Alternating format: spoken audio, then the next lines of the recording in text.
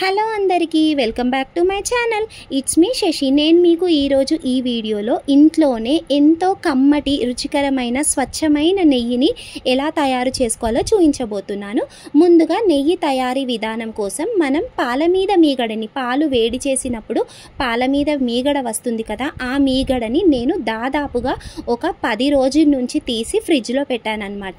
ఇలా ఫ్రిడ్జ్లో పెట్టుకున్న మీగడని ఒక 10 డేస్ నుంచి స్టోర్ చేసి పక్కన పెట్టాను. నేనైతే ఈ నెయ్యి కోసం బర్రెపాలని వాడుతున్నాను. బర్రెపాల మీద వచ్చిన మీగడ అన్నమాట ఇది. మనం ఇప్పుడు నెయ్యి తయారీ విధానం చూద్దాం. ఇప్పుడు ఈ మీగడని లో ఫ్లేమ్లో స్టవ్ పైన పెట్టుకోవాలన్నమాట.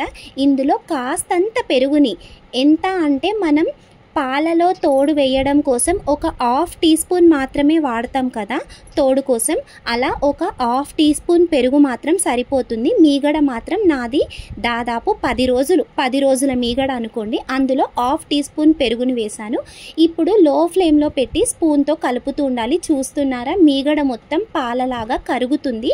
ఇదే విధంగా కలుపుతూనే ఉండాలి. అది పొంగొస్తుంది అన్నమాట, పాలలాగా చిక్కబడి పొంగొస్తుంది.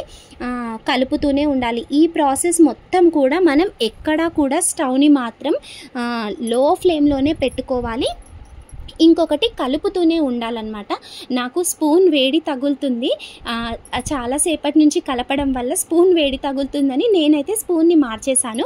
ఇప్పుడు చూస్తున్నారా, పాలు మొత్తం చిక్కబడిపోయి సైడ్ నుంచి మనకు నెయ్యి వదులుతుంది. ఈ విధంగా మనకు పాలు మొత్తం చిక్కబడిపోయి నాకైతే కలాకం చేస్తున్న ఫీలింగ్ వస్తుంది. అసలు ఎంత మంచి స్మెల్ వస్తుందంటే, ఈ ప్రాసెస్ చేస్తున్నంతసేపు ఇంట్లో పూర్తిగా గుమగుమలాడిపోయింది. నేతి వాసన ఇంట్లో పూర్తిగా నిండిపోయింది. ఈ విధంగా మొత్తం కలర్ చేంజ్ అయ్యేంత వరకు మనం కలుపుతూనే ఉండాలి. సేమ్ అజ్మీరీ కలాకన్ లాగా అనిపించింది నాకైతే. నెయ్యేమో కానీ అందులో కాస్తంత చక్కెర వేసుకొని తినాలి అనిపించింది. అంత కమ్మటి వాసన, అంత స్వచ్ఛమైన నెయ్యి తయారవుతుందన్నమాట. మీరు కూడా ఈ ప్రాసెస్ కోసం బర్రెపాలతో వచ్చిన మీగడతో తప్పకుండా ట్రై చేసి చూడండి. చాలా కమ్మగా ఉంది. ఈ విధంగా మొత్తం నురుగుగా మారుతుంది. తర్వాత మనం స్టవ్ ఆపేయాలి. తర్వాత ఆ నురుగు అంతా కూడా కిందికి అయిపోయి చల్లబడిపోతుంది. అంతే. ఇప్పుడు ఇది పూర్తిగా చల్లారిన తర్వాత మనం దీన్ని ఒక సీసం జార్లోకి వడకట్టుకొని ఫ్రిడ్జ్లో స్టోర్ చేసుకుంటే ఎంతో కమ్మటి రుచికరమైన స్వచ్ఛమైన నెయ్యి రెడీ అయిపోయినట్టే.